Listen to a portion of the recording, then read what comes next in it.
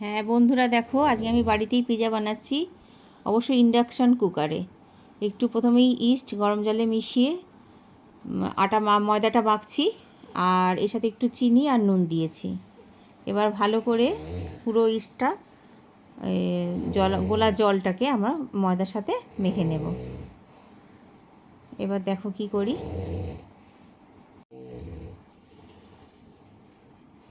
দেখো আমার মাখাটা প্রায় হয়ে গেছে, আর একটু ঠেসে এটাকে আমি একটা ভারী জিনিস চাপা দেব।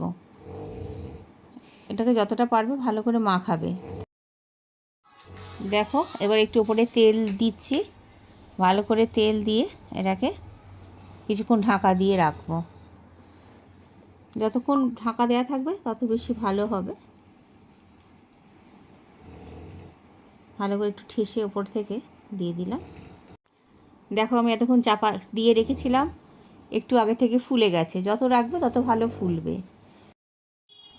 দেখো এটা ছুরি দিয়ে আগে বেলে নিয়েছি, তারপর ছুরি দিয়ে একটু কেটে কেটে নিয়েছি। এবার মেয়োনিজ আর টমেটো সস ভালো করে ছুরি দিয়ে আমি স্প্রেড করে দিচ্ছি। এবার একে একে আমি সব কিছু দেবো, তোমাদের দেখাচ্ছি আস্তে আস্তে। এটাকে ভালো করে স্প্রেড করতে হবে।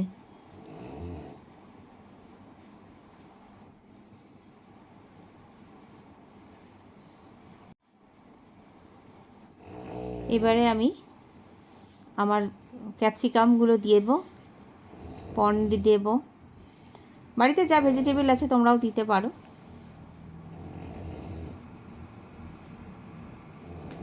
সব কিছু একটা একটা করে আমি দিয়ে সাজাচ্ছি।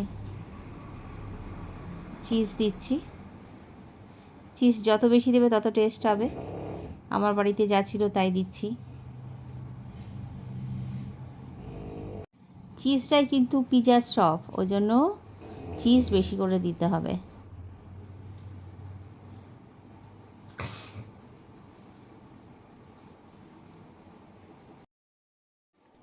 দেখো আমাদের পিৎজা সাজানো হয়ে গেছে। দেখো বন্ধুরা, কর্নটা দিতে ভুলে গেছিলাম, আর একটু কর্ন দিলাম, আর উপর থেকে আরেকটু চিজ দিয়ে দিলাম। এবার সাজানো কমপ্লিট। দেখো এবার এটাকে আমরা ইন্ডাকশানে চাটুতে লো ফ্লেমে মিনিট 20 দিয়ে ঢাকা দিয়ে দেব।